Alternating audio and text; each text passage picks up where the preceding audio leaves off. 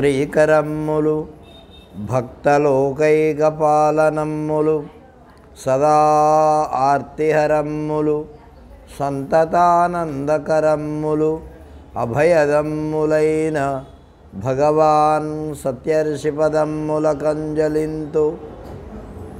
కృష్ణాయ వాసుదేవాయ హరయే పరమాత్మనే ప్రణతః క్లేశనాశాయ గోవిందాయ నమో నమః. నారాయణం నమస్కృత్య నరం చైవ నరోత్తమం దేవీం సరస్వతీం వ్యాసం తతో జయముదీరయేత్. మూకం కరోతి వాచాలం పంగుం లంఘయతే గిరిం యత్కృపాతమహం వందే పరమానందమాధవం.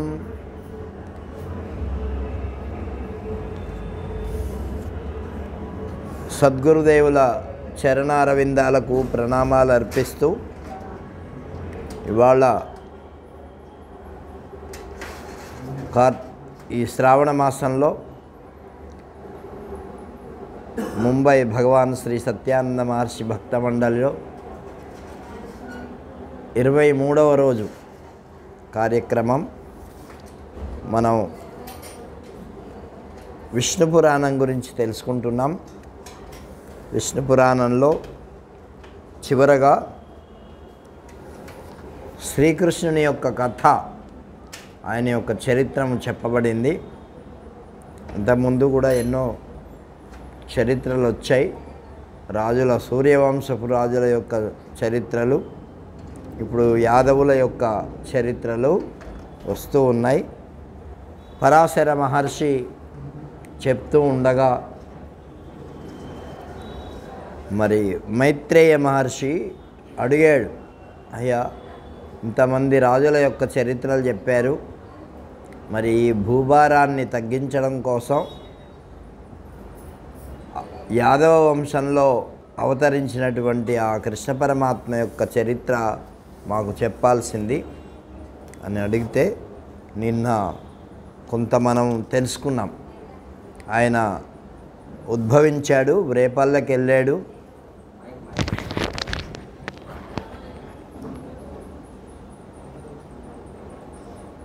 అక్కడ యశోదమ్మ ఒళ్ళో పడుకోబెట్టి వసుదేవుడు యోగమాయను తీసుకొని వచ్చాడు. ఇక్కడ చెరసాల్లో ఆ యోగమాయ ఏడుపు వినిపించింది. కంసుడికి కబురు చేశారు. ఆయన వచ్చాడు, చూశాడు. మరి ఆమెను కూడా చంపుదామని అనుకున్నాడు. దేవకి ఎంతో ప్రార్థించింది, నీకు మగవాళ్ళ పిల్లవాడితో కదా ప్రాణభయం, ఈ అమ్మాయితో భయం ఏమున్నది, కాబట్టి ఈమెను వదిలిపెట్టు అంటే ఆయన వదిలిపెట్టాలే. పైకి ఎగిరేశాడు. ఆమె పైకి వెళ్ళిపోయింది. అప్పుడు చెప్పింది, నిన్ను చంపేవాడు ఆల్రెడీ పుట్టి ఉన్నాడు అని చెప్పి. అప్పుడు ఆయనకి ఎంతో భయం కలిగింది. ఎంతోమంది ఇక వాళ్ళ యొక్క మంత్రులు సమావేశం ఏర్పరిచారు. అప్పుడు నిర్ణయించారన్నమాట, ఈ 2-3 రోజుల్లో పుట్టినటువంటి పిల్లలందరినీ కూడా చంపాల అని. అట్లా వాళ్ళ యొక్క టీంలో కొంతమంది బయలుదేరారు. ఆ టీంలో ఉన్నటువంటి పూతన కూడా బయలుదేరింది. తిరుగుతూ తిరుగుతూ తిరుగుతూ బురేపల్లెకు వచ్చింది. ఎవరెవరు పుట్టారు అనేటటువంటి సమాచారం తెలుసుకున్నది. ఇక్కడ ఇగో నందుని ఇంట్లో ఒక అబ్బాయి పుట్టాడు అని విషయం తెలిసింది. ఆహా అని చెప్పేసేసి ఆమె మంచిగా తయారైంది. మంచి ఒక 20-25 సంవత్సరాల వయస్సు ఉండేటటువంటి అందంగా తయారై మరి కృష్ణుడికి పాలు ఇవ్వాలనేటటువంటి ఉద్దేశంతో వచ్చింది. వాళ్ళందరూ కూడా అక్కడే ఉన్నారు. యశోద మొదలైనటువంటి వాళ్ళందరూ కూడా వాళ్ళు వద్దన్నారు. అయినా కూడా నాకు ప్రేమ అని చెప్పేసి ఆయన్ని తలుచుకోగానే నాకు పాలు వచ్చాయి, ఆయనకు పాలు ఇవ్వాలా అని చెప్పి బయలుదేరి వాళ్ళు కూడా నందుడు మొదలైనటువంటి వాళ్ళు ఇంట్లో లేరు. కంసుడికి పన్ను చెల్లించవలసినటువంటి అవసరం ఉన్నది కాబట్టి పన్ను చెల్లించడానికి వెళ్ళారు. ఆ పని చూసుకున్నారు. అప్పుడు ఈ వసుదేవుడు కనిపించాడు నందుడికి. కనిపిస్తే చెప్పాడు, అయ్యా అక్కడ ఎన్నో ఉత్పాతాలు జరుగుతున్నాయి, నువ్వు తొందరగా రేపల్లకి వెళ్ళాల్సింది అంటే ఆయన బయలుదేరి వస్తూ ఉన్నారు. వసతాం గోకులే తేషాం పూతనా బాలగాధిని సుప్తం కృష్ణముపాదాయ రాత్రౌ తస్మై దదౌ స్తనం. గోకులంలో ఆనందంతో ఉండగా మరి పిల్లల్ని చంపేటటువంటి స్వభావం కలిగినటువంటి ఆ పూతన ఒకనాడు రాత్రి అక్కడికి వెళ్ళి నిద్రిస్తున్నటువంటి బాలకృష్ణుని తన ఒళ్ళోకి తీసుకుంది. పాలివ్వడానికి ప్రయత్నం చేస్తుంటే వాళ్ళు అక్కడ ఉండేటటువంటి వాళ్ళు వద్దన్నారు. యస్మై స్తనం రాత్రౌ పూతనా సంప్రయచ్చతి తస్య క్షణేనాంగం బాలకస్యోపహన్యతే. రాత్రిలో ఎవరెవరికైతే స్తనం ఇస్తూ వస్తూ ఉండిందో ఆ బాలుర శరీరాలన్నీ మృతపాయమైపోయినాయి.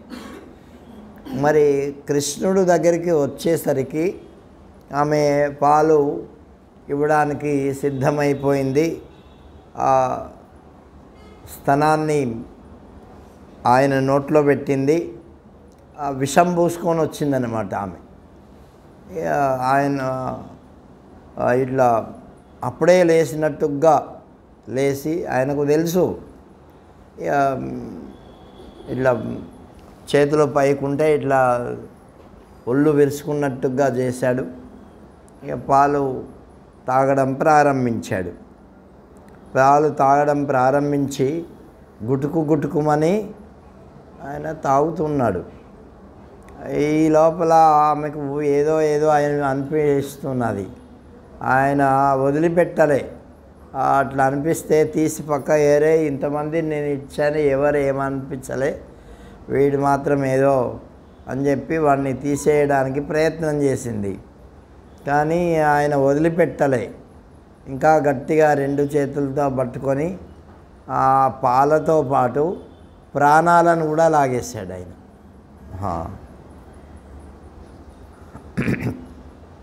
కృష్ణస్తుతస్తనం గాఢం కరాభ్యామవపీడితం గృహీత్వా ప్రాణసహితం పపౌ కోపసమన్విత.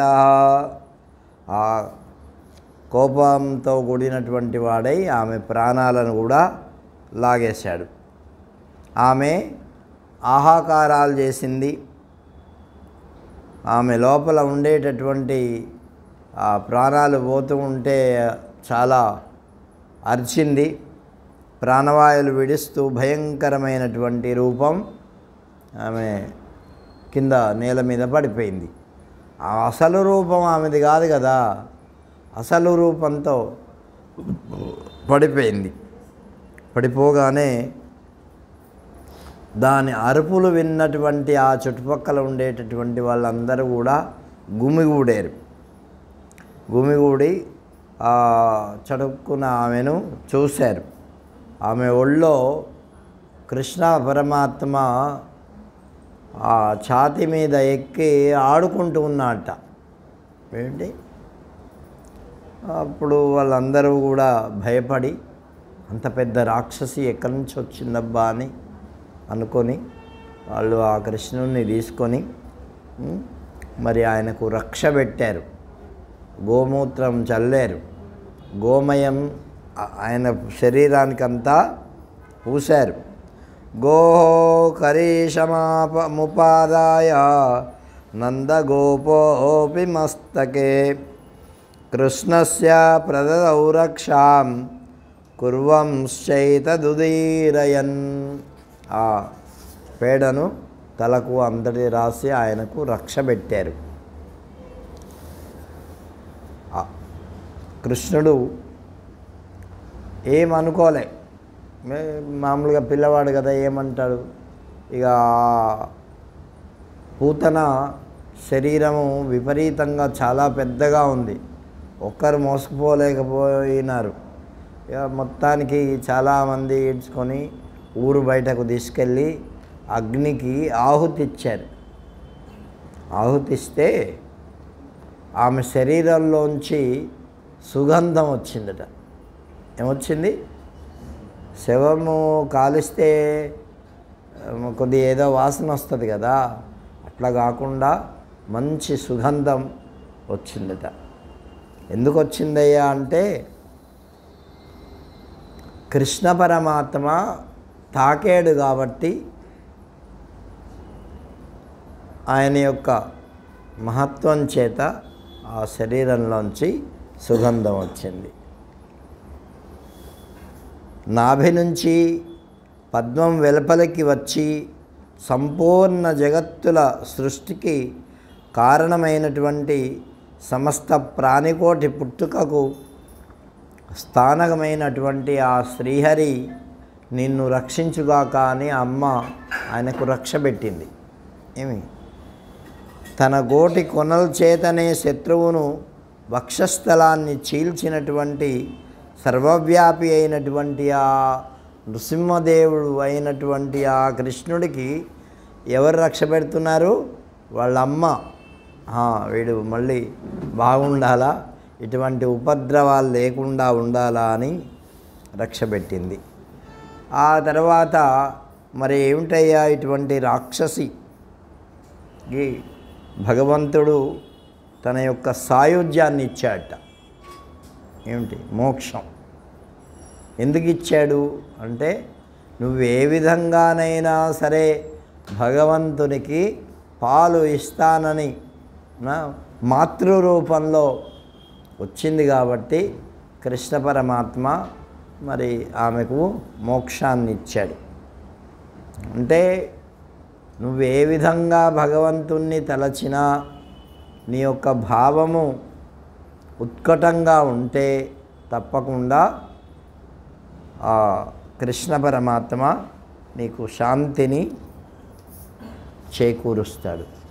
కాబట్టి ఈ విధంగా తేజ గోపా మహదృష్ట్వా పూతనాయా కలేబరం మృతాయా పరమం త్రాసం విస్మయం పరమం యయు. వాళ్ళందరూ కూడా చాలా ఆశ్చర్యపోయారు. అటువంటి శత్రుభావంతో వచ్చి చంపుతానన్నప్పటికీ కృష్ణ పరమాత్మ తల్లిగా భావించి ఆమెకు మోక్షాన్ని ఇచ్చాడు. ఆ తర్వాత కొంతకాలం జరిగింది. గర్గ మహర్షి వచ్చాడు అక్కడికి. ఆయన వాళ్ళ కులగురువు అన్నమాట. నందుడు మొదలైనటువంటి వాళ్ళ యొక్క కులగురువు. అప్పుడు పరాశరుడు చెప్తున్నాడు, ఇట్లా గర్గ మహర్షి వచ్చాడయ్యా, ఆ పిల్లవానికి మరి ఒకరోజు వాళ్ళ అమ్మ ఏం చేసిందట, ఆ ఒక బండి ఉంటే ఆ బండి కింద, అంటే పైన పెడితే ఎండ కదా, ఆయన కింద ఒక గుడ్డ వేసి ఆయన్ని పడుకోబెట్టింది వాళ్ళ అమ్మ యశోద. అయితే వీడు ఆడుకుంటూ ఆ బండిని తంతే అది ముక్కలు ముక్కలైపోయింది. ఆ బండిని ఎందుకు తన్నాడయ్యా అంటే, ఆ బండిలో ఉండేటటువంటి వాడు ఒకడు రాక్షసుడు ఆవహించి ఈయనను చంపేయడానికి సిద్ధంగా ఉన్నాడు. అందుకని కృష్ణ పరమాత్మ అది చూసి ఆ బండిని తన్నాడు. ఆ బండి ఉండేటటువంటిదంతా ముక్కలు ముక్కలైపోయింది. అప్పుడు చూసి ఆ పెలపెల శబ్దాలు చూసి విని అక్కడ చుట్టుపక్కల ఉండే వాళ్ళందరూ వచ్చి ఆలోచించారు, అరే ఇది ఇట్లయిపోయింది ఏమిటి అని. మళ్ళీ కృష్ణుడికి ఏమి దెబ్బ తగలలే, ఒక కర్ర కానీ ఇంకా ఏది కానీ కట్టె కానీ ఆయన మీద ఏమీ పడలే. పడితే చిన్న పిల్లవాడు ఏమైపోతాడు? ఇట్లాగా ఆయన యొక్క గొప్పతనాన్ని వాళ్ళు ఇలా అనుకున్నారు. ఆ సమయంలో సమస్త గోపీగణాలు చాలా బాధపడ్డాయి. వెళ్ళకితల ఆయన పడుకొని ఉన్నాడు, చూశారు. అయ్యయ్యో వీడి మీద పడితే ఏమైపోయేది, మనం కూడా అనుకుంటుండే ఏదన్నా జరగరాంది జరిగితే ఎలా ఉంటుంది.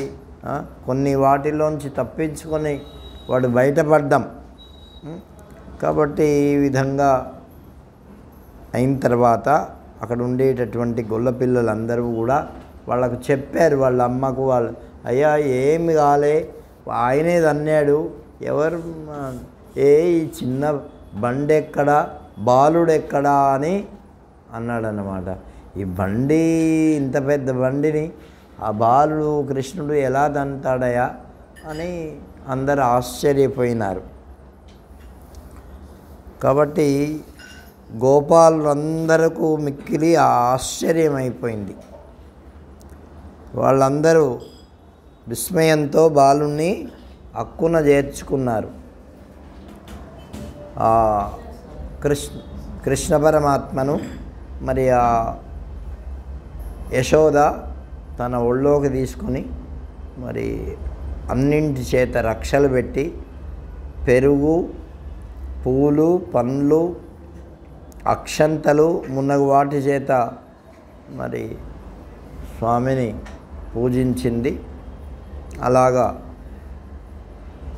అది జరిగిన తర్వాత గర్గ మహర్షి వచ్చాడు వాళ్ళ ఇంటికి. వచ్చి విషయాలన్నీ తెలుసుకొని గర్గ మహర్షి కృష్ణుడికేమో కృష్ణుడు అని పేరు పెట్టాడు. ఇంకా ఆ పెద్ద బాలుడు రోహిణి కుమారునికి బలరాముడు అని పేరు పెట్టారు. ఆయనకు బలం అధికంగా ఉంటుంది, నాగలి పట్టుకున్నటువంటి వాడు. ఇక ఆయన సంకర్షణుడు ఎక్కడి నుంచో గర్భస్రావమై వచ్చాడు కదా, అందుకని ఆయనకు సంకర్షణుడు అని పేరు పెట్టారు.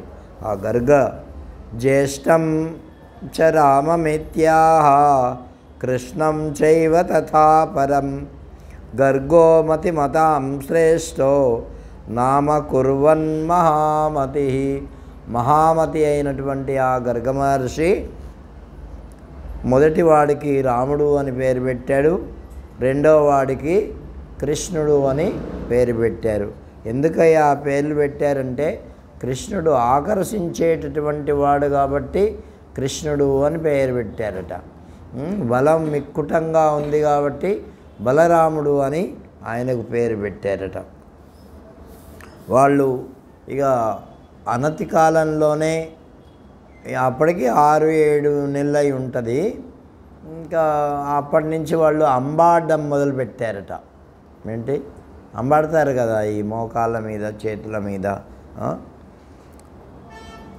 రేపల్లెలో మోకాళ్ళ మీద చేతుల మీద తిరుగుతూ ఆ వీధుల్లో ఆ మట్టి అంతా శరీరానికి పూసుకుంటున్నారంట వాళ్ళు. మరి మట్టిలో మామూలుగా ఆడతారు కదా, అప్పుడు అంతా మట్టే. ఇప్పుడంటే ఈ గచ్చులు విచ్చులు ఇవన్నీ వచ్చినాయి. పూర్వం ఆ మట్టిలో ఆడి దాంట్లో మగ్నమైపోయే వాళ్ళు ఎంతోమంది. ఆ విధంగా వాళ్ళు తిరగడం ప్రారంభించారు. కరీభస్మ దిగ్దాంగౌ భ్రమమానా విసత్తమః న నివారయితుం సేహే యశోదా న చ రోహిణీ. వాళ్ళిద్దరూ ఆవు పిడికలతో బూడిలోని ఆవు పిడికలు పూర్వము బాగా చేసేవాళ్ళు. ఇక కట్టెలు బిట్టెలు తర్వాత పొయ్యి అంటించాలంటే పిడికలే ఎక్కువగా ఉండేవి. పాలు గాయాలంటే పిడికలు వేసి మరి పెట్టేవాళ్ళు. కట్టెలు పెట్టేదిలే. కట్టెలు పెడితే మంట వస్తే ఎప్పుడు పొంగిపోతాయో తెలియదు. పిడికలైతే నిదానంగా కాగుతాయన్నమాట. ఆ కాగినటువంటి పాలు ఎర్రగా అవుతాయి. పైన ఉండేటటువంటి ఆ మీగడ ఎర్రగా అవుతుంది. తర్వాత ఆ పాలు దాంట్లోంచి తీసేసిన తర్వాత ఆ కుండకు, పూర్వం కుండల్లో కదా, ఆ కుండకు పాలన్నీ కూడా ఒక అచ్చు కట్టేవి. అది తెలుసా మీకు? చూసారా? కాబట్టి ఆ అచ్చు భలే కమ్మగా ఉంటుంది. కాబట్టి అట్లా ఆయన అవన్నీ తింటూ ఇలా తిరుగుతూ ఉన్నాడట. పట్టుకోవడానికి శక్యం కాకుండా ఆయన పరిగెడుతున్నాడట. అది ఏం చెప్తున్నాడు? యశోదాదేవికి రోహిణికి కూడా పట్టుకోవడానికి శక్యం కావట్లేదు. చిన్నపిల్లల్ని వాళ్ళు పరిగెత్తుంటే వీళ్ళు ఎక్కడ. కాబట్టి ఇంకా ఎక్కడెక్కడ ఆడుతున్నాడంటే గోశాలల్లో ఆడుతున్నాడు. మళ్ళీ దూరం దూడలతో వెళ్తున్నాడు. తోటకూరలు ఆ చెట్లల్లో ఆడుతున్నాడు. రోజు పుట్టినటువంటి దూడలతో ఆడుతున్నాడు. తోకలు లాగుతున్నాడు. చెంగున ఎగిరినట్టు ఈయన కూడా, వీళ్ళిద్దరు కూడా ఎగురుతున్నారట. గోవాట మధ్యే క్రీడంతౌ వత్సవాటం గతౌ పునః తదహర్ణ జాత గోవత్స పుచ్చాకర్షణ తత్పరౌ. వాటి యొక్క తోకలు పట్టుకొని ఆడడం, తిరగడం, అట్లా చేయడం అవన్నీ చేస్తున్నారు. కాబట్టి ఈ విధంగా వాళ్ళ యొక్క కాలము గడుస్తూ ఉంది. ఒకానొక సమయంలో అన్న తమ్ముడు అంటే బలరాముడు, కృష్ణుడు ఇద్దరూ కూడా ఒకచోట ఆటలాడుతూ గంతులు వేస్తూ ఉండగా యశోద వారిని ఆపలేకపోయింది. అప్పుడు యశోద కోపం వచ్చి కర్ర తీసుకొని వచ్చింది. కృష్ణుని వెంట పరిగెత్తింది. ఎలాగో మిక్కిలి కష్టం మీద ఆయన్ని పట్టుకున్నది. కన్నయ్యను పట్టుకుంది. కోపంతో అతన్ని దండిస్తాననుకున్నది. ఒకరోజు అంటే దీంట్లో వేరే ఉంది. ఆ భాగవతంలో కొద్దిగా తేడాతో ఉంది. ఏమి దాంట్లో అమ్మ చల్ల చేస్తూ ఉన్నది. ఆవిడ పాలు ఇవ్వమని వచ్చాడు. ఈ లోపల పాలిస్తూ ఉన్నది. ఈ లోపల ఆ పొయ్యి మీద పెట్టినటువంటి పాల గిన్నె ఏమిటి దాంట్లో ఉండే పాలు పొంగినాయి. ఒక్కొక్కప్పుడు ఈ పిడికల్లోంచి మంట కూడా వస్తుంది. కాబట్టి అట్లా మంట రాగానే ఆ పాలు పొంగినాయి. పొంగేసరికి ఈ పాలు ఇస్తూ ఉండేటటువంటి యశోద వాడిని పక్కకు తీసేసి పరిగెత్తి ఆ మంటను ఆర్పి పాలు పొంగకుండా చేసింది. ఆయనకు కృష్ణుడికి కోపం వచ్చిందంట. నేను పాలు తాగుతుంటే నన్ను అక్కడ లాగేసి నువ్వు అక్కడికి పోయావు అని చెప్పేసేసి ఈ లోపల ఆమె ఆ పనులు చేసుకుంటూ ఉంటే ఈ లోపల అక్కడ కవ్వం ఉంటే కవ్వంతో ఆ కుండను కొట్టేసేసి మజ్జిగ అంతా కూడా నేలపాలైపోయింది. దాంట్లో పైన అప్పుడప్పుడే వస్తూ చిలుకుతుంది కదా, అప్పుడప్పుడే పైనుంచి వస్తూ ఉండేటటువంటి వెన్న ముద్దల్ని ఏరుకొని తింటున్నాట. ఏమి అప్పుడు ఈమె తిరిగి వచ్చేసరికి అలా చూసేసరికి కృష్ణుణ్ణి ఈమె కోపం వచ్చింది. ఏమి కోపంతో అతన్ని పట్టుకోవాలనుకుంది. దాంట్లో బాగా వర్ణిస్తాడు మన పోతన గారు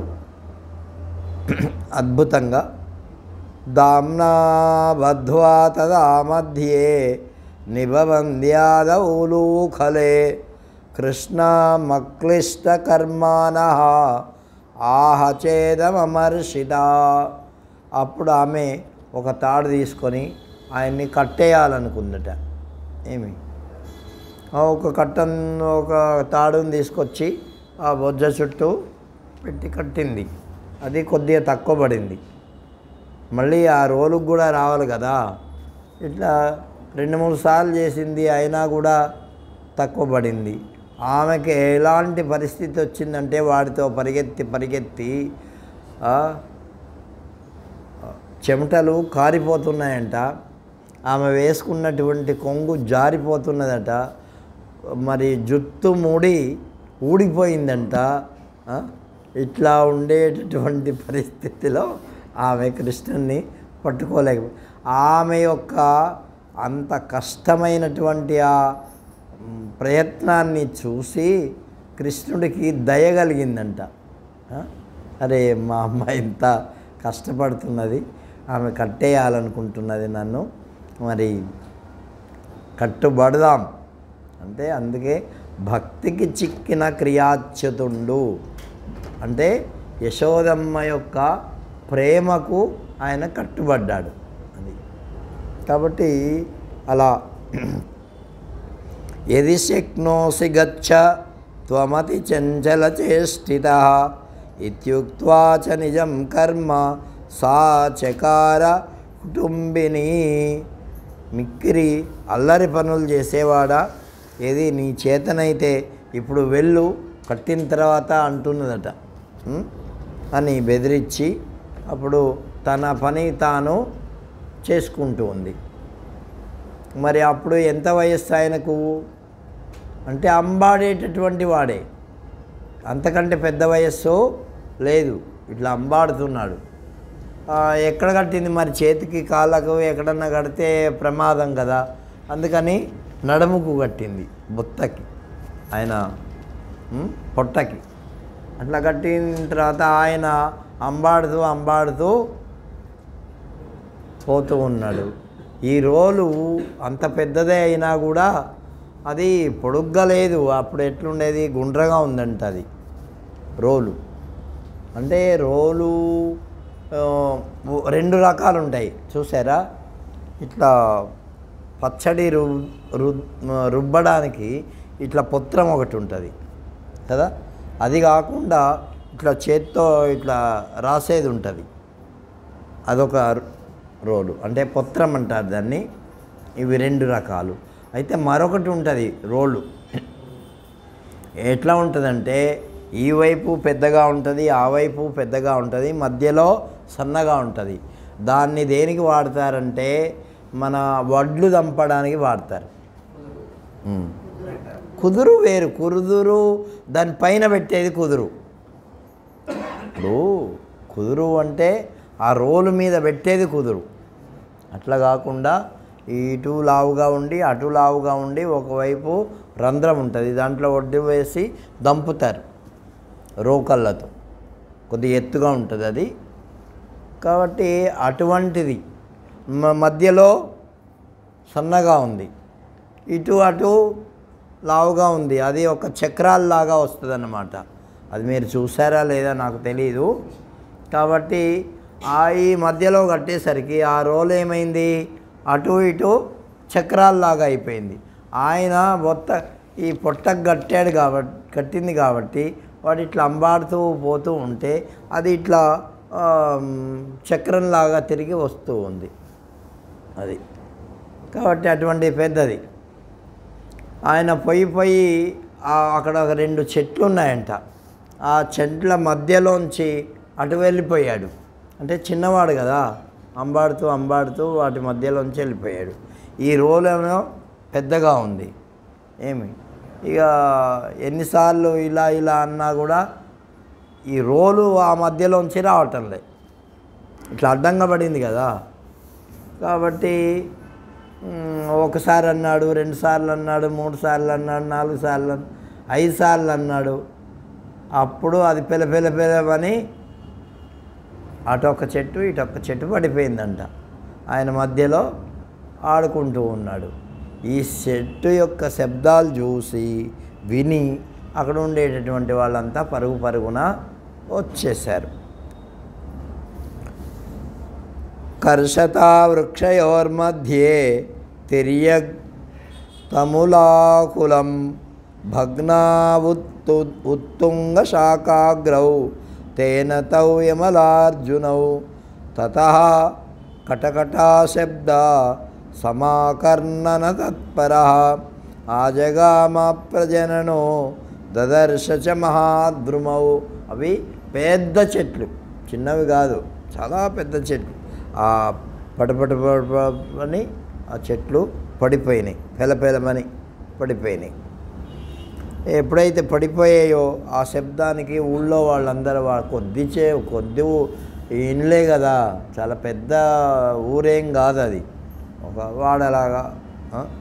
అందరూ అక్కడికి చేరిపోయారు. ఏమైందా, ఈ చెట్టు పడిపోయినాయి. యశోదమ్మ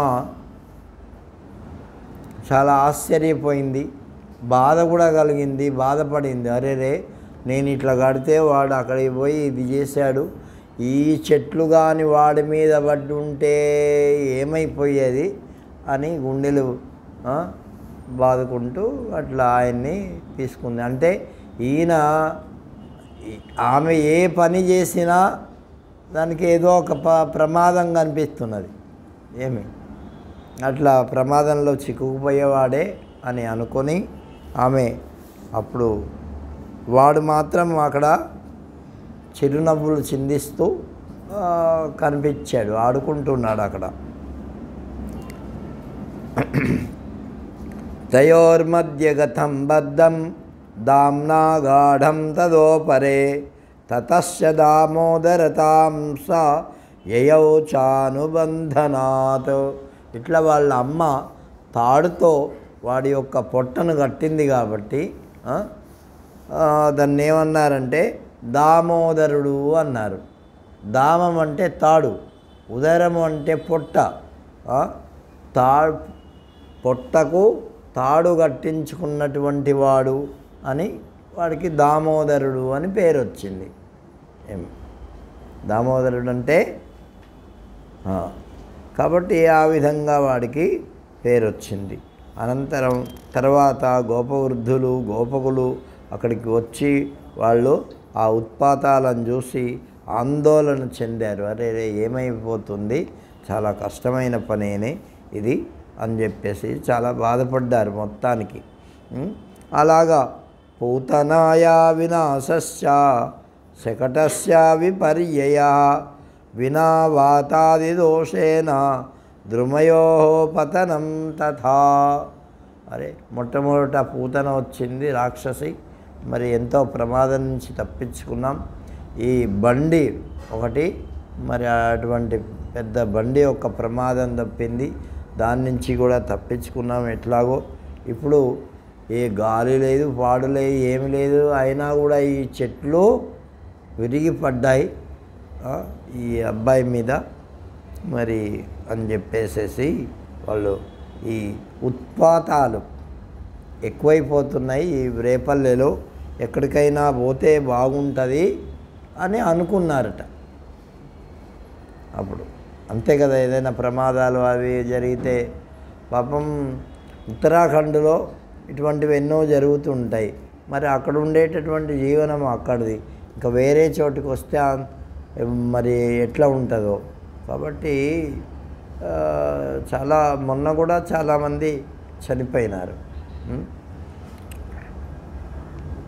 కాబట్టి అట్లాగా ఈ ప్రమాదం జరిగింది. రేపల్లె నుంచి ఆయన వాళ్ళందరూ కూడా కలిసి ఎండ్లు బండ్లు అవన్నీ కట్టుకొని వాళ్ళ సామాన్లు వేసుకొని బృందావనానికి వెళ్ళారు. ఎక్కడికి వెళ్ళారు? బృందావనానికి వెళ్ళారు అనుకున్నారు. ఇతి కృత్వా మతిం సర్వే గమనే తే వ్రజౌకసః ఊచు స్వం స్వం కులం శీఘ్రం గమ్యతాం మా విలంబ్యతాం. అయ్యా అందరు బయలుదేరండి, ఆలస్యం చేయకండి, అందరం బయలుదేరి వెళ్ళిపోదాం ఇక్కడి నుంచి అని అనుకున్నారు. అనుకొని అట్లా బయలుదేరి ప్రయాణం అయ్యారు బృందావనానికి.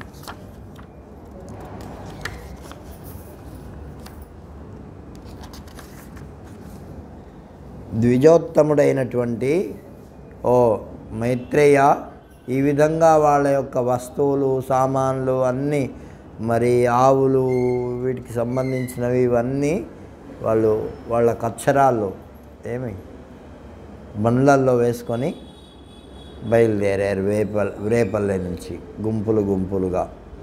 ఆ సమయంలో ఏ క్లేశం లేకుండా ఏ కష్టం లేకుండా భగవంతుడైనటువంటి కృష్ణుడు గోగణాల పెంపు కోసమై శుభ సంకల్పంతో మరి వాళ్ళు ఉండేటటువంటి ప్రదేశంలో అంత పచ్చిక బయళ్ళు అవేం లేవు. బృందావనం వెళ్తే అక్కడ మంచిగా పచ్చిక బయళ్ళు అవి ఉంటాయి, మరి ఆవులకు బాగా తినొచ్చు అని వెళ్ళారు. సస్యశ్యామలమైంది. కృష్ణుడు అక్కడ చేరడంతోనే మరి అదంతా కూడా సస్యశ్యామలమైంది. బృందావనం చాలా బాగా తయారైంది. ఆ సమయంలో బలరామకృష్ణులు ఇద్దరు అలకాపరులు అయ్యారు. ఆలమందలో అంటే ఆలకాపరులు అంటే గోవులను కాసేవాళ్ళు. ఆల అంటే గోవుల మంద, వాటిని రక్షించేటటువంటి వాళ్ళు, అంటే వాటిని తోలుకుపోయే వాళ్ళుగా తయారయ్యారు. ఈ విధంగా ఆలమందని తోలుకొని పోవడం ముందు చిన్న దూడల్ని తీసుకుపోయేవాడట. ఇట్లా కొన్ని రోజులు అయిన తర్వాత పెద్ద ఆవుల్ని కూడా తీసుకుపోవడం ప్రారంభించాడు. వాళ్ళు ఎట్లా ఉన్నాడంటే బరిహి పత్రకృతాపీడౌ వన్యపుష్పావతంసకౌ గోపవేణుకృతాతోద్య పత్రవాద్యాకృతస్వనా. వారిద్దరు నెమిలి పుంచం ధరించారంట. మరి వాళ్ళకు దాని మీద ఎందుకు మక్కువ కలిగిందో శిరస్సు మీద నెమిలి పింఛం ధరించారట. అడవిలో లభించేటటువంటి ఏవో ఒక పూలను పెట్టుకుంటూ ఉన్నారు. ఈ పూలనే కాదు, ఏవో అక్కడ ఏవి దొరికితే అవి. చెవులకు అలంకారం చేసుకున్నారు. గొల్ల పిల్లల మధ్యలో పిల్లన గ్రోవును ఊదుతూ ఆయన పెద్ద చప్పుట్లు చేస్తూ కొబ్బరి ఆకులు మున్నగు వాటితో చేసినటువంటి బూరాలు, అంటే ఈ ఆకులతో ఒక చిన్నవి అవి చేసి ఇట్లా ఊదుతారు కదా, తెలుసా మీకు? కమ్మలతో ఏవో ఒక కమ్మలతో ఊదుతారు, తెలుసా? ఎప్పుడైనా ఊదినావా? నువ్వు గ్రామంలో లేవు, ఇక్కడే ఉన్నావు, నువ్వేమి ఊదినావు?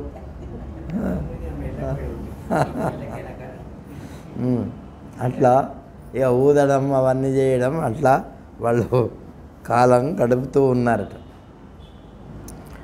కాకపక్షధరౌ బాలౌ కుమారావివ పావకి అసంతౌ చరమంతౌ చ చేరతు స్మ మహావనం.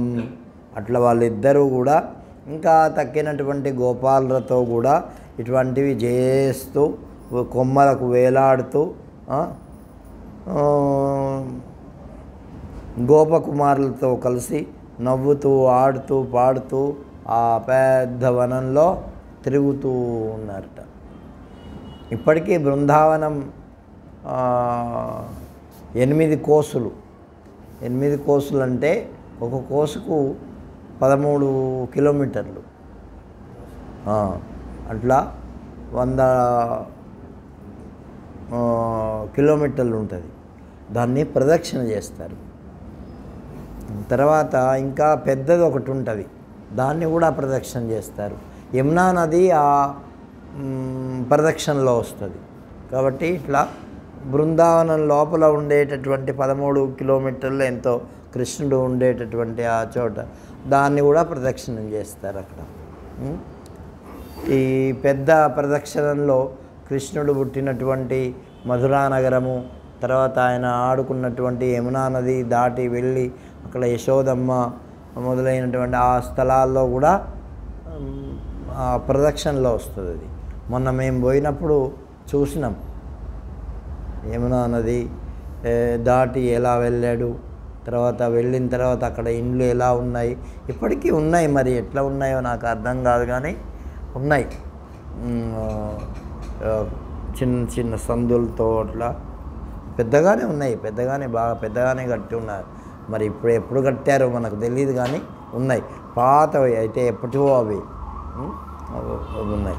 తర్వాత అక్కడ ఆడుకునేటటువంటి ప్రదేశాలు అవి కూడా ఉన్నాయన్నమాట. ఎవరన్నా పోయిన వాళ్ళు చూసుంటారు. ఎవరన్నా పోయారా? యమునా నది దాటిపోయినావా? అది వేరే, మళ్ళీ దూరం అది కొద్దిగా.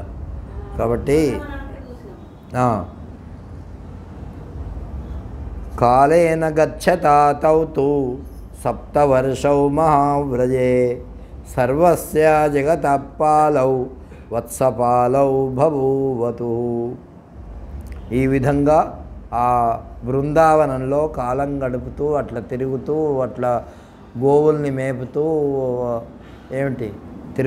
తిరుగుతూ వాళ్ళు 7 ఏళ్ళు ఉన్నారు. ఎన్నేళ్ళు? 7 సంవత్సరాలు గోవత్స పరిపాలకులుగా ఉన్నారు. ఆ సమయంలో వర్ష ఋతువు ప్రవేశించింది. ఆకాశం మేఘావృతమైపోయింది. మిన్ను ఏకంగా దిక్కులన్నీ కనిపించకుండా ఒక్కటయ్యేటట్టుగా వర్షధారలు, వర్షాలు పడుతూ ఉన్నాయి. ఈ మొలచినటువంటి పచ్చని లేత పచ్చికలు, ఆర్ద్ర పురుగులు. మీకు ఆర్ద్ర పురుగులు తెలుసా? నేల మీద అంతా అవి వర్షం పడితే వస్తాయి. మన ఈ పట్టణంలో ఏం తెలుస్తుంది? కాబట్టి పొలాలలో అక్కడ ఉంటాయి. అవి ఎట్లా ఉన్నాయట అంటే ఇట్లా ఎర్ర తివాచి పరిచినట్టుగా ఉన్నాయంట. అవి వస్తే వర్షాలు ఎక్కువ పడతాయి అని ఒక నానుడి ఉంది ఇప్పటికీ. అప్పుడు చెప్పినవి ఇప్పటికి కూడా. పద్మరాగమనులతో తాపడం చేసినటువంటి మరకత మాణిక్యమయమై ఉన్నదా అని అనిపిస్తుందట. అవి అన్ని వైపులా నదులు వరదలతో పొంగి పొరలుతున్నాయి. మన కృష్ణమ్మ కూడా పొంగుతున్నదంట ఇప్పుడు. ఏమిటి? విజయవాడ దగ్గర చాలా పరవళ్ళు దొక్కుతూ ఉంది. ఆ విధంగా నరేజేంతరితశ్చంద్రో నిర్మలో మలినైర్ఘనై సద్వాక్యవాదో మూర్ఖానాం ప్రగల్భాభిరివోక్తిభిః. జాబిల్లి నల్ల మబ్బుల మధ్యన కనబడకుండా పోయింది. జాబిల్లి అంటే చంద్రుడు.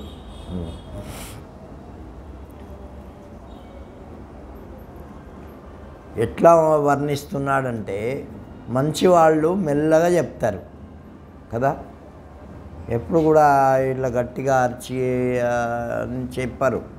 మెల్లగా నిదానంగా ఏదో మృదువుగా వాళ్ళు వినేటట్టుగా చెప్తారు. అయితే ప్రగల్భాలు పలికేటటువంటి వాళ్ళు మూర్ఖులు ఇట్లా ఉంటారు కదా, వాళ్ళు పెద్ద పెద్దగా అరుస్తారంట. ఏం అట్లా ఈ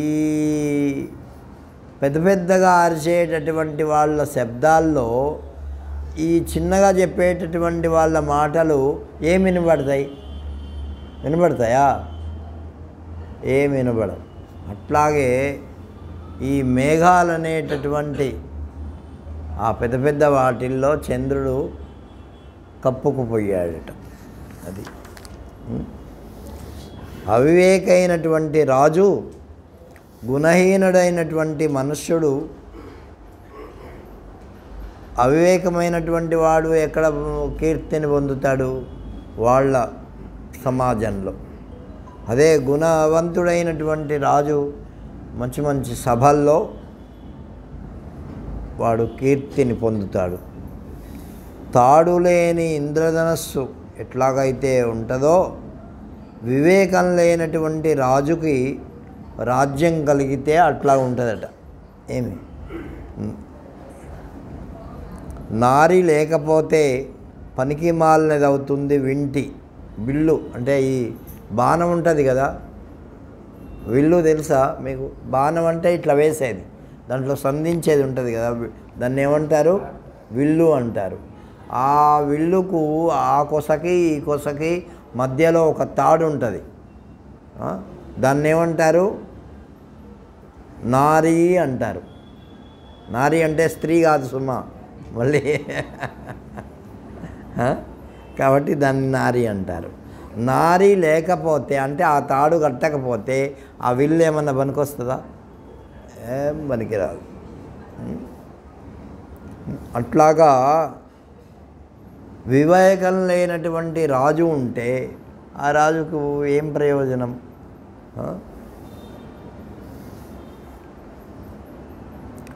నల్లనైన మబ్బులు, తెల్లనైనటువంటి బెగ్గురు పక్షులు అలా కనిపించింది. ఆచారవంతుడైనటువంటి వాడి యొక్క జీవన చర్య ఎలా ఉంటుంది? శోభావంతంగా ఉంటుంది. ఏమి అది లేనటువంటి వాడిది శోభ ఏమి ఉండదు. అట్లాగే ఉత్తమ పురుషుని యందు దుర్జనుడు స్నేహం మక్కువ చూపించలేడు, ఏదో పైపైకి అట్లా చూపిస్తాడు. అలా ఆకాశంలో మెరుపుతీగ వలె చంచలంగా నిలకడ లేనివాడు అటువంటి వాడుగా ఉంటాడు వాడు. కాబట్టి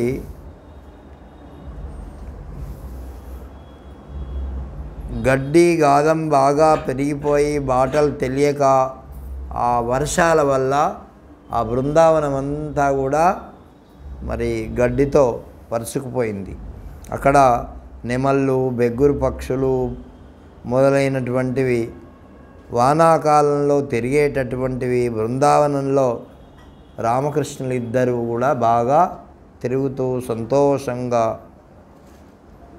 ఉన్నారు. ఒక్కొక్కప్పుడు రమణీయంగా పాటలు పాడుతూ కలిసి నృత్యం చేస్తూ చెట్ల నీడల్లో ఆశ్రయించి ఉత్సాహంగా తిరుగుతూ గోవులతో పాటు వాళ్ళు ఉన్నారు. అయితే ఒక్కొక్కప్పుడు నిద్రపోవాలనేటటువంటి తలంపుతో వాళ్ళు ఆ నేల మీదనే ఆకులు పరిచేవాళ్ళంట. ఏమి ఆకులు పరుచుకొని వాళ్ళు పడుకునేవాళ్ళు. ఈ మేఘాలు ఉరిమితే వీళ్ళు కూడా అట్లా మేఘాల్లాగా శబ్దాలు చేసేవారంట. అంటే ఏదో ఒక ఆట అది మన పిల్లవాళ్ళు చేస్తుండే ఏదన్నా వచ్చినప్పుడు. కాబట్టి ఈ విధంగా వాళ్ళు సాయంకాలం అవడంతో గోవులనుతో మళ్ళీ వాళ్ళు ఉండేటటువంటి చోటికి రావడం, గొల్ల వేషాలు వేయడం, ఇట్లా వాళ్ళిద్దరూ తిరిగి వస్తూ ఉన్నారు. వికాలే చ యథాయోగం వ్రజమేత్య మహాబలౌ గోపై సమానై సైతౌ చిక్రీడాతే మరామివ. ఈ విధంగా వాళ్ళు ఆడుతూ పాడుతూ ఆ సమయాన్ని సాయంకాలం వేళ చల్లగా ఉండేటటువంటి ఆ సమయంలో వాళ్ళు బాగా అలా ఉన్నారు. ఇలా ఉంటూ ఉండగా పరాశరుడు ఇంకా చెప్తున్నాడు మైత్రేయ మహర్షికి, ఏమయ్యా, ఒకనాడు బలరాముడు తోడు లేకుండా కృష్ణ పరమాత్మ బృందావనం లోపలికి యమునా నదికి వెళ్ళాడంట. అక్కడ ఒక చోట ఆ దొరికేటటువంటి పూలతో దండలన్నీ గుచ్చుకొని ఆయన తిరుగుతూ ఉన్నాడు. అక్కడ ఒక చోట ఒడ్డున ఇది యమునా నది ఒడ్డున నవ్వులు చిందిస్తూ కాళిందీ నది అనేటటువంటిది కనిపించింది. అది చేరుకున్నాడు అక్కడికి. ఆ నదిలో భయంకరమైనటువంటి విషాగ్నులతో కూడినటువంటి కాళీయుడు అనేటటువంటి నాగుడు ఉన్నాడు. నిన్న రాత్రి కూడా మనం తెలుసుకున్నాం కొద్దిగా. కాబట్టి విషాగ్నుడు కాళీయుడు ఆయన యొక్క జ్వాలలు, ఆయన యొక్క ఇట్లా ఉచ్ఛ్వాస నిశ్వాసలు ఎవరికైనా ఇట్లా తగిలితే చాలు వాళ్ళు చచ్చిపోతారంట. అంటే అంత విషం కాళింది. కాబట్టి ఆ ప్రదేశం అంతా కూడా ఇక పక్షులు కూడా పోవడానికి వీలు లేకుండా అయిపోయింది, జంతువులు పోకుండా అయిపోయినాయి, ఆ నీళ్లు కూడా పనికి రాకుండా అయిపోయినాయి. ఈ కృష్ణుడు అనుకున్నాడు, ఈ ప్రదేశాన్ని కూడా మనం అందరికీ పానయోగ్యమైనటువంటి జలం తయారు చేయాలా, అందరూ తిరిగేటట్టు తయారు చేయాలా అని లోపల అనుకున్నాట. ఏమి అనుకొని ఆ మడుగును చూసి ఆ కృష్ణుడు తన మనస్సులో ఇలా అనుకుంటున్నాడు, దుష్టాత్ముడైనటువంటి వీడు ఇక్కడ ప్రవేశించి ఇక్కడ ఇంత పాడు చేస్తున్నాడు, వీడు సముద్రానికి వెళ్ళిపోతే బాగుంటుంది, వీడిని తప్పకుండా ఇక్కడి నుంచి తీసేయాలా అని అనుకొని వీడి వల్ల ఈ నదంతా కూడా పాడైపోయింది అని, మనుష్యులు తాగాల్సినటువంటి జంతువులు తాగాల్సినటువంటి నీరు అవి వాటికి ఆ ప్రాప్తం లేకుండా పోతున్నది అని చెప్పేసేసి తదేనా నాతి దూరస్థం కదంబురు శాఖినం అధిరుహ్రోత్పతిష్యామి హృదయస్మిన్నీలాశిన. అదిగో అల్లంత దూరంలో కదంబ వృక్షం ఉన్నది, అది ఎక్కి వాయుభక్షకుడైనటువంటి ఈ కాళీయుణ్ణి నివసించేటటువంటి ఆ మడుగులో ఒక్కసారి దూకుతా అనుకున్నాడు. అట్లాగే నిన్న చెప్పానుగా, కటిచేలంబు బిగించి నాకు ఆయన ఇట్లా మంచి ఆ పంచెను ఇట్లా నడుము కట్టుకున్నాడు, పిల్లని ద్రోవిని దాంట్లో దోపుకున్నాడు, సిక్కలో పెట్టుకున్నవి సరి చేసుకున్నాడు ఊడిపోకుండా. ఆ చెట్టును ఎక్కాడు, అక్కడి నుంచి ఆ నీళ్ళల్లో దూకాడు. అప్పుడు దూకేసరికి చెట్లన్నీ ఆ నీళ్లు పైకి వచ్చి చెట్ల మీద అంతా నీళ్లు పడ్డాయి. ఒక్కసారి జబ్బ చచ్చాడు, దూకాడు. అప్పుడు బుడబుడ బుడబుడ అనేటటువంటి శబ్దాలు వస్తాయారా, వచ్చినాయి. ఆ నీళ్ళన్నీ కూడా చిందరవందర ఇట్లా అయిపోయినాయి. అప్పుడు వాళ్ళు ఆయన ఆ కాళిందుని మీద నాట్యం చేయడం ప్రారంభించాడు. ఆయన వచ్చాడు లోపల నుంచి, వచ్చేసరికి ఈ ఆయన అంటే ఏదో 10 కేజీలో 50 కేజీలో ఉన్నాడని కాదు, ఆయన కడుపులో 14 భవనాలు ఉన్నాయంట. ఇదంతా బరువు ఆయనే కాబట్టి ఇంత బరువు ఆయన మోయలేక ఇక ప్రాణాలు పోగొట్టుకునేటటువంటి పరిస్థితి, ప్రాణాపాయ స్థితిలో ఉన్నాడు. ఆయన నెత్తి మీద అంతా కూడా మరి రక్తం కారుతూ ఉన్నది. అటువంటి సమయంలో వాళ్ళ భార్యలు వచ్చారు. మూర్ఛపోయాడు ఆ సర్పరాజు. ఈ విధంగా చేసేసరికి గోపికలు ఈ లోపల వాళ్ళు వచ్చి భగవంతుణ్ణి ప్రార్థించారు. సూర్యుడు లేకుండా పగడికి విలువ లేదు. ఇది పగలు రాత్రి అని చెప్పాలంటే ఉండాలయ్యా, సూర్యుడు ఉండాలి. రాత్రి చంద్రుడు లేకుండా రాత్రికి విలువ లేదు, మరి సౌందర్యం కూడా లేదు. అట్లాగే ఈ బృందావనానికి కృష్ణుడు లేకుండా శోభ లేదు అని వాళ్ళకంతా తెలిసింది. అక్కడి నుంచి పరిగెత్తుకుంటూ వచ్చారు వాళ్ళందరూ కూడా. అట్లా అనుకొని వాళ్ళు చాలా బాధపడ్డారు. మరి రాజు యొక్క ఆ భార్యలు కాళింది మొదలైనటువంటి వాళ్ళందరూ వచ్చి భగవంతుణ్ణి వేడుకున్నారు. అయ్యా మధుసూదను, మేము నీవెవరవో మాకు తెలుసు. నీవు సర్వేశ్వరుడివి, సర్వోత్తముడివి, పరంజ్యోతివి, ధ్యానేక విదుతుడివి, పరమేశ్వరుని అంశతో మరి ఇక్కడ నువ్వు అవతరించినటువంటి వాడివి. అయ్యా నీ నియమానికి విరుద్ధంగా మా భర్త నడుచుకోవటంలే. ఏమన్నారు వాళ్ళు? ఎందుకంటే మా జాతే పాములైపోయారు. పాములకు ఏం పెట్టినావు నువ్వు? నీ యొక్క ఆజ్ఞతోనే వీళ్ళకు విషం వచ్చింది సహజంగా. మరి అది ఎక్కడ ఉంటే అక్కడ విషం ఉంటుంది కదా. నువ్వేమో ఇవాళ వచ్చి మా భర్త మీద నాట్యం చేస్తున్నావు ఇక్కడ అని వాళ్ళు మొదట అని, అయ్యా నువ్వు చేసేటటువంటి పెళ్ళే నిత్యము సత్యము, ఇంకా మా అమ్మ నాన్న చేసినటువంటి పెళ్ళిళ్ళు కావయ్యా అని చెప్పి ప్రార్థించి మా పతిభిక్ష పెట్టు అని వాళ్ళు వేడుకున్నారు. ఏమన్నారు? పతిభిక్ష భర్తృభిక్షా ప్రదీయతాం అని వాళ్ళు ప్రార్థించారు. అట్లాగే భగవంతుడు అనుగ్రహించి వాళ్ళను, అయితే నువ్వు ఇక్కడ ఉండకూడదు, ఇగో వేరే చోటికి వెళ్ళిపో, సముద్రానికి వెళ్ళిపో, అక్కడ ఉండు అని చెప్పి వాళ్ళకు అందరికీ చెప్పాడు. వాళ్ళందరూ కూడా అక్కడికి వెళ్ళిపోయారు.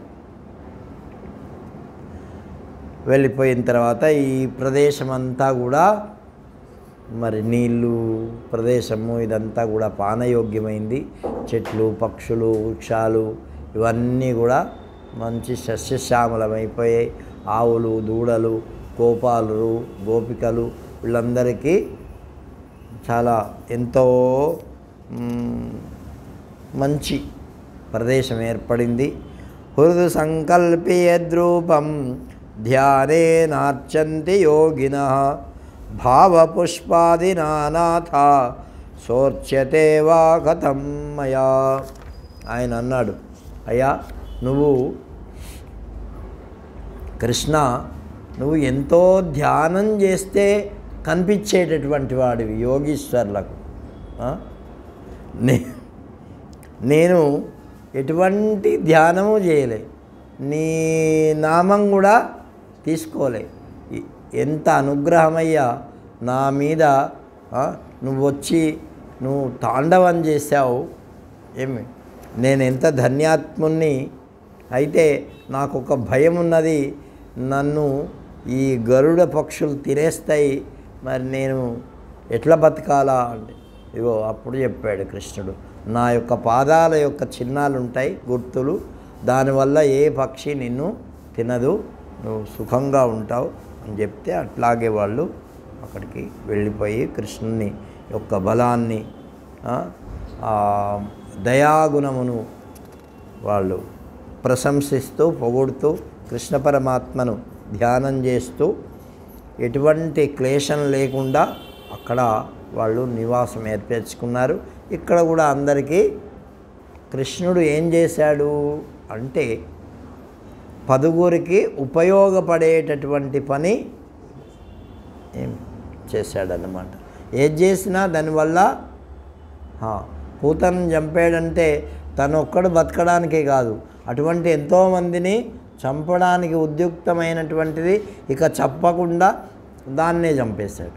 ఏంటి ఇట్లా రాక్షసుల్ని. కృష్ణుడు పుట్టినప్పటి నుంచి ఆయన పనేమిటి?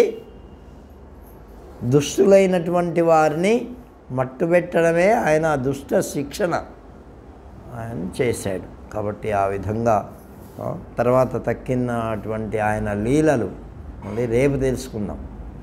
శ్రీరామ జయ రామ జయ జయ రామ,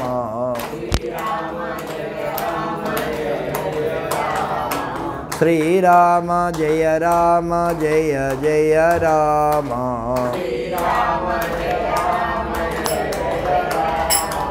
శ్రీరామ జయ రామ జయ జయ రామ,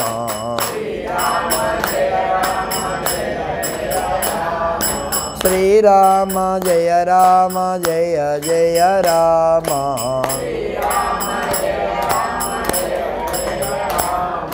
శ్రీరామ జయ రామ జయ జయ రామ,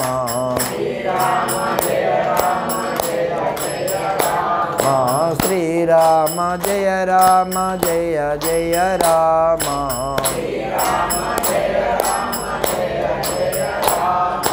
శ్రీరామ జయ రామ జయ జయ రామ శ్రీరామ జయ రామ జయ జయ రామ శ్రీరామ జయ రామ జయ జయ రామ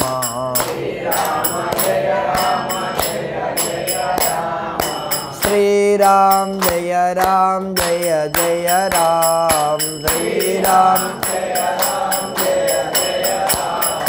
శ్రీరామ జయ రామ జయ జయ రామ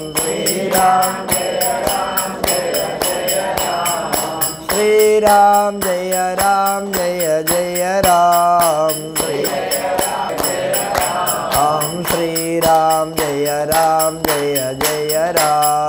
శ్రీరామ శ్రీరామ జయ రామ జయ జయ రామ శ్రీరామ జయ రామ జయ జయ రామ శ్రీరామ జయ రామ జయ జయ రామ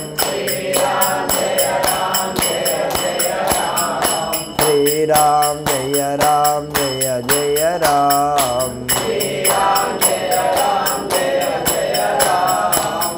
जय राजा रामचंद्र भगवान की, सीता माई की, पवन सुत हनुमान की, गोपाल कृष्ण भगवान की, सद्गुरु सत्य भगवान की। ओ